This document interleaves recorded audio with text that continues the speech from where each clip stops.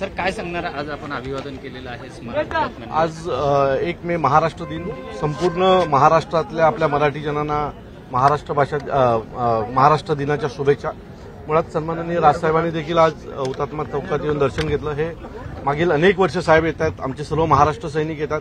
आजचा दिवस हा आमच्या सगळ्यांसाठी अतिशय महत्त्वाचा आहे आणि मला असं वाटतं की प्रत्येक महाराष्ट्रात राहणाऱ्या मराठी माणसाला किंवा महाराष्ट्रात राहणाऱ्या प्रत्येकाला आजच्या दिवशी इथे येऊन अभिवादन करायला आवडतं। आज राजसाहेब आणि मुंबईचे भाजपाचे अध्यक्ष आशिष शेलारजी दोघेही एकाच वेळी एकदाच येऊन अभिवादन करून गेले आणि आशिष शेलारजी बोलले की हाच आनंद आमचा निवडणुकीमध्ये एकत्र दिसेल। मला वाटतं की ते म्हणाले ते बरोबर आहे, आमचा देखील तोच आनंद या निवडणुकीत तुम्हाला दिसेल।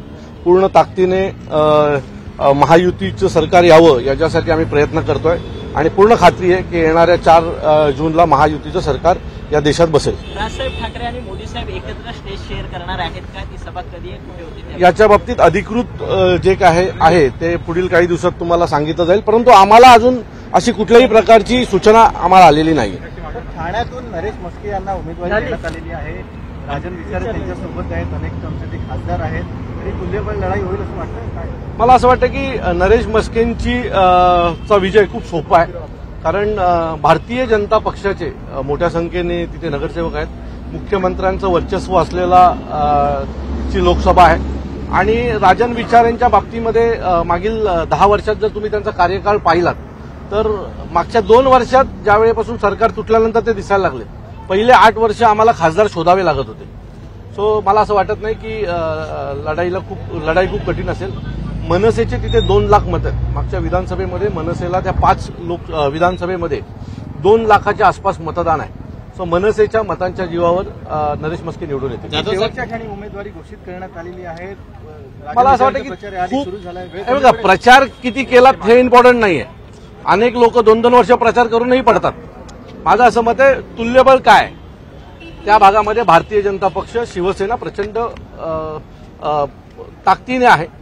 त्याबरोबर आता महाराष्ट्र नवनिर्माण सेनेची जवळजवळ 2 लाख मतं त्यांच्या पारड्यात पडणार आहेत। त्यामुळे मला हा एकतर्फी विजय वाटतोय असं माझं मत आहे। पालघरच्या जागेचा अद्यापही तिढा सुटलेला नाहीये, कारण तुम्ही स्वतः पालघर आणि ठाण्यामध्ये काम करतात, तुमचं संघटन आहे। पालघरच्या बाबतीमध्ये निर्णय झाला पाहिजे होता। पालघरच्या बाबतीत लवकर निर्णय झाला पाहिजे होता, कारण पालघरमध्ये तशी नाराजी आहे शिवसेनेच्या उमेदवाराच्या बाबतीमध्ये। सो मला असं वाटतं की ह्याच्या बाबतीत फार लवकर निर्णय झाला पाहिजे होता, कारण इतर पक्षांनी त्यांचे उमेदवार जाहीर केले, त्यांचा प्रचार सुरू झाला। पण मला असं वाटतं खात्रीलायक आज याच्या बाबतीत निर्णय होईल आणि निर्णय झाल्याच्या नंतर आमचे सर्व महाराष्ट्र सैनिक जो कोणी उमेदवार असेल पालघरमधला त्याच्यासोबत काम करेल। एक पुन्हा सांगतो की तुम्ही किती वर्ष प्रचार करता हे इम्पॉर्टंट नाहीये, तुमच्या पाठी असलेली संघटना काय हे महत्वाचं असतं। तर भारतीय जनता पक्ष, शिवसेना आणि मनसे असे 3 ज्या वेळेला एकत्र उभे असतील त्यावेळेला दोन्हीकडे विजय सोपा आहे। मी तुम्हाला पूर्ण खात्रीने सांगतो ठाणे जिल्हा आणि पालघर जिल्ह्यातल्या 4च्या जागा या महायुतीच्या पार्ट्यात पडतील। श्रीकांत शिंदे यांना देखील उमेदवारी जाहीर झालेली आहे, कशा प्रकारे? मला वाटतं श्रीकांत शिंदेंचाच पक्ष आहे, त्यामुळे त्यांना काय उमेदवारी जाहीर करायची? त्यांनी उमेदवार म्हणून केव्हा स्वतःचा फोटो टाकलेला आहे।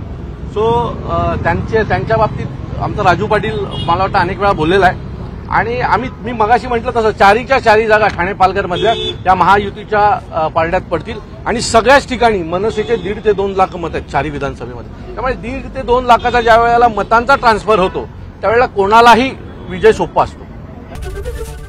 एबीपी माझा, उघडा डोळे बघा नीट।